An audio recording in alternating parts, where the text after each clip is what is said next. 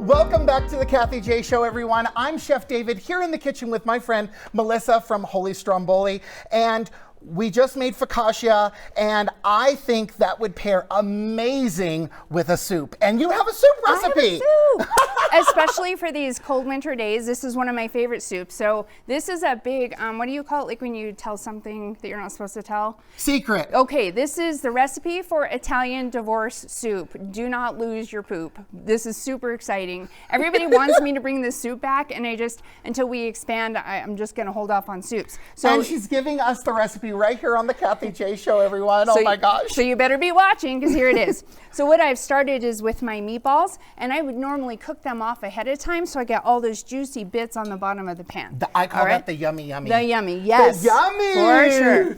Okay, and then I'm gonna go ahead and add my butter. Yes. Now I should already have a good amount of fat in there. No, excuse me, you know I'm in the kitchen, and when we use butter, we say, mo butter, mo better. So it's getting happy in there. Look at that sizzle. Oh my goodness, Melissa. So much flavor from those meatballs.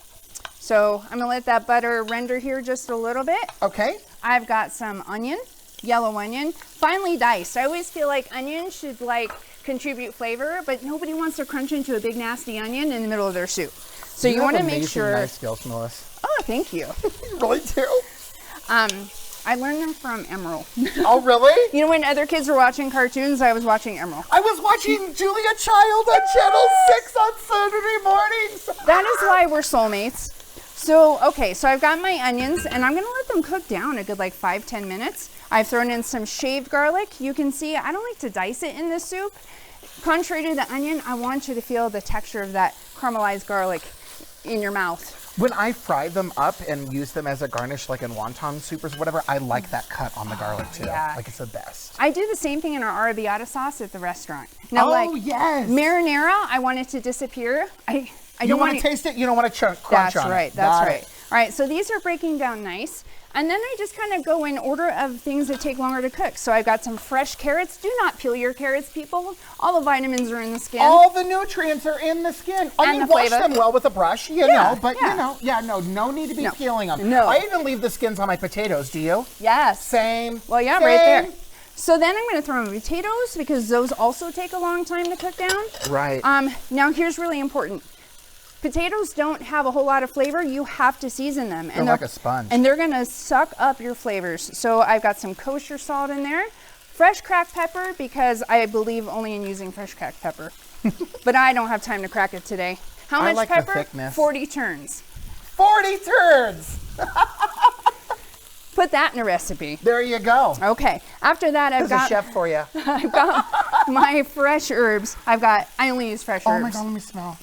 That is oregano. Oh, that smells so good, Melissa. Fresh basil.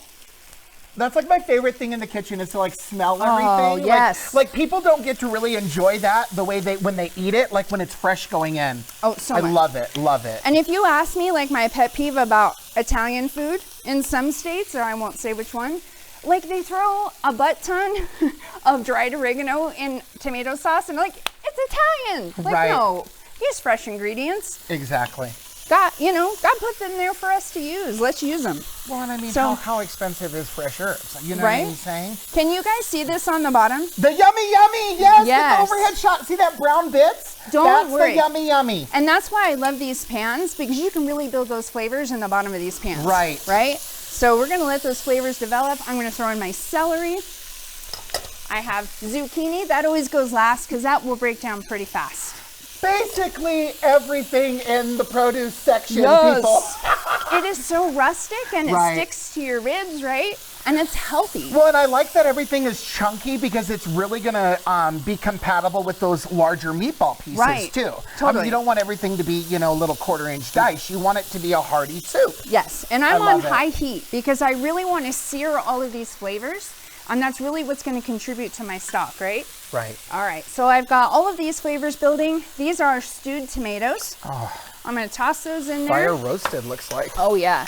Now, there's a property in tomatoes that will help thicken your broth just a little bit, and that's what you want.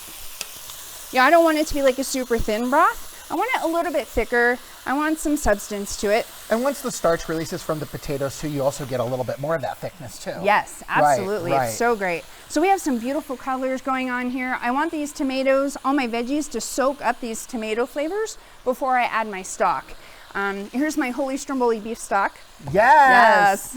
We're getting into beef stock business. So are you going to kind of deglaze the pan essentially with this and get all that yummy mixed up in there? Yep. So you can see it now. You can see the thickness happening. You can see the yummy on the bottom. Right. All right, and I'm just going to throw this in there. Awesome. Yes. I love it. It's so fun to cook with one of my peeps. I know. Normally, like when I cook with other people, I'm like explaining, but like I'm getting you, girl. You and I are on the same wavelength. Always have been. You know? So how long does this simmer? I'm going to let this simmer for 30 to 45 minutes. Okay. I want all of my veggies to be tender. I'm going to throw in beef base right now.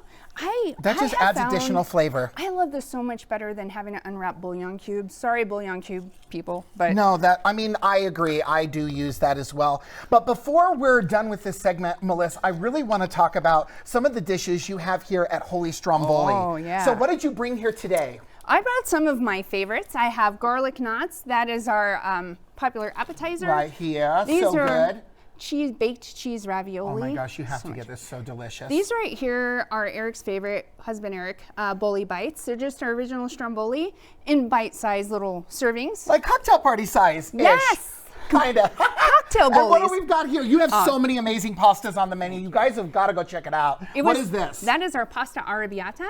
So that is a spicy bolognese sauce with a hit of Alfredo. It is my favorite. I eat it almost every day. Well, this is amazing. Thank you so much for sharing this recipe with us. And you can find this recipe on the website and on social media. And when we come back, I will show you a strawberry tiramisu that pairs well and will end your meal and leave your guests with a wow. Kathy J. Oakwood Homes is an official partner of the Kathy J Show.